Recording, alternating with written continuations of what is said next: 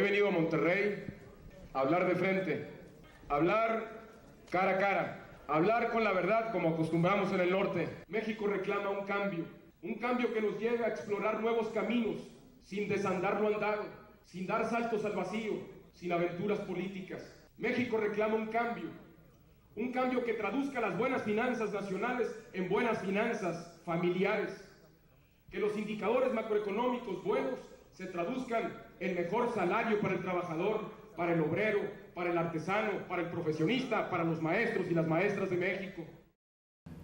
Éramos muy cercanos, hablábamos mucho con mucha frecuencia y negociamos muchas cosas juntos en la Cámara de Diputados, particularmente con quienes no coincidían con las propuestas del PRI, el PSUM, algunos del PAN que eran amigos míos, y yo con frecuencia hacía reuniones en mi casa para limar asperezas y sacar adelante lo que queríamos. Estando él en el PRI, me habló a mí para que me hiciera cargo de la Secretaría de Asuntos Internacionales, que no existía, era una coordinación, pero me convenció de que viniera porque supuestamente así se lo pidió el presidente Salinas. Yo le dije que sí, entonces trabajamos juntos la presidencia para él del PRI en América Latina y fue presidente de la Conferencia Permanente de Partidos Políticos de América Latina y yo fui secretario ejecutivo. En ese trayecto, que estuvimos muy cercanos, pues retomé la amistad que tenía con su esposa. Pues fue una amistad muy bonita, trabajamos juntos y luego cuando ya estaba en su campaña, yo me encargué de promoverlo en América Latina y en Estados Unidos. A ese discurso en particular es un discurso muy progresista, muy de acuerdo con el movimiento de centro-izquierda y lo que él pensaba que podría ser atractivo para el país como propuesta de gobierno dentro del PRI. Sí, en ese sentido, a los jóvenes debe inspirarles algo que tenga por objeto buscar la repartición equitativa de la riqueza del país y terminar con la desigualdad. En ese sentido, sí, es un discurso que puede inspirar a los jóvenes para que se involucren en la política. Él vino a recorrer lugares que ya conocía, porque él fue estudiante del Tecnológico de Monterrey, donde yo lo conocí, por cierto, como muy joven. Era prefecto del internado del TEC. Y sí, fue muy importante y se tuvo la oportunidad de familiarizarse, intercambiar opiniones con los jóvenes de la universidad, también lo había hecho con el TEC, pero también con los empresarios, y le fue muy bien. Ojalá hubiera alguien que tuviera esa dimensión, porque el discurso de Colosio fue el resultado del trabajo de varios compañeros que estábamos trabajando cerca de él.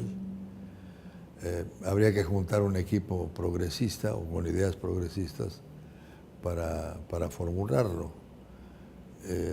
No veo en el PRI alguno todavía, más bien los veo en la oposición, particularmente algunos en el PRD y otros en Morena, que en el PRI, porque el PRI ha dado un viraje hacia la derecha que estaría muy alejado de las ideas progresistas de ese discurso en particular de Luis Donaldo.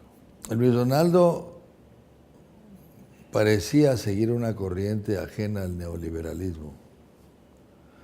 Digamos que era ajeno a lo que representó Ernesto Zedillo.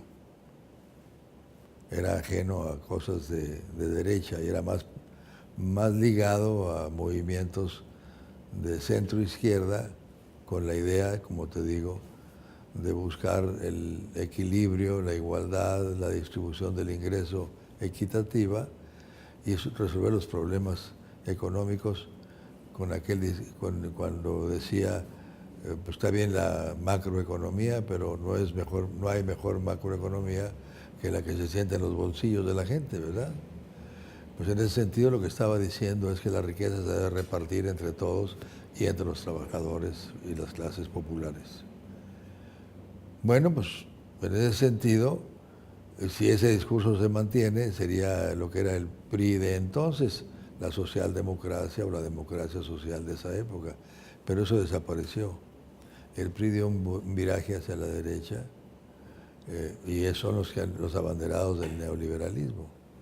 En consecuencia había que retomar con seriedad las ideas originales o fundamentales del PRI como partido político, que por lo pronto algunas de ellas, como te estaba diciendo, se identifican más con algunos movimientos de izquierda, de partidos políticos como el PRD o como Morena, y hasta algunos atisbos del PT, de izquierda en general, que con el propio PRI. Porque logró conectarse con el pueblo, logró difundir sus ideas y que fueran aceptadas, porque se identificaba mucho con la gente, porque era un hombre que tenía un atractivo importante, era carismático, hablaba con mucha franqueza y era muy accesible. Entonces, a la gente le gusta en la política políticos que sean capaces de comunicarse realmente con la gente. Yo creo que fue determinante. Aquí es donde se formó realmente, porque él venía de Magdalena de Quino, de Sonora, y se vino con la beca internado del tecnológico. Aquí empezó su formación realmente. Los jóvenes deben tener por naturaleza vivo el deseo de superarse, de luchar, de buscar mejores condiciones de vida, de luchar para resolver los problemas de la mala distribución del ingreso, de involucrarse en la solución de los problemas. Y sí, deben tener una posición activa, hasta rebelde, diría yo, que por alguna razón no los veo. La rebeldía que antes se vendía en la universidad para procurar los mejores beneficios para la población ya no están. El joven rebelde es por naturaleza rebelde, ¿no? Entonces, eso no debe desaparecer nunca. Hay que encauzarlo nada más hacia las mejores causas del país. Era exigente, le gustaba que las cosas se hicieran bien y él mismo trataba de hacerlas bien. Pero en cierta forma sí era un perfeccionista. De hecho, fue él como presidente del PRI quien me invitó a colaborar con él como miembro del Comité Ejecutivo Nacional del PRI, encargado de la Secretaría de Asuntos Exteriores, secretaría que no existía, existía una coordinación, y me pidió, estando yo en Los Ángeles, que me sumara con la idea de que iba a ser una secretaría, y la hizo. Entonces yo fui en ese sentido el primer secretario del Comité Ejecutivo Nacional del PRI. Y de ahí en adelante logramos con él a la cabeza reconquistar la conferencia permanente de partidos políticos de América Latina para el PRI. Y la trajimos a México en una reunión que se realizó en Argentina, en Buenos Aires.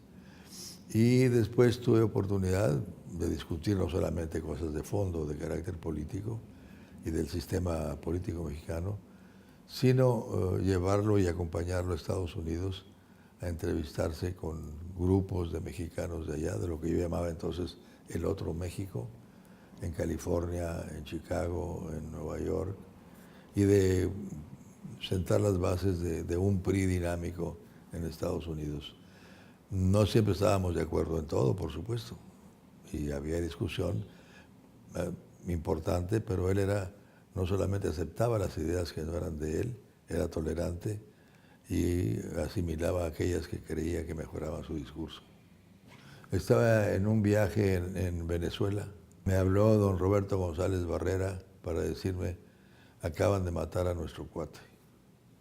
Era un hombre que ya empezaba a empujar bastante y ya había logrado el consenso de los priistas y de los mexicanos.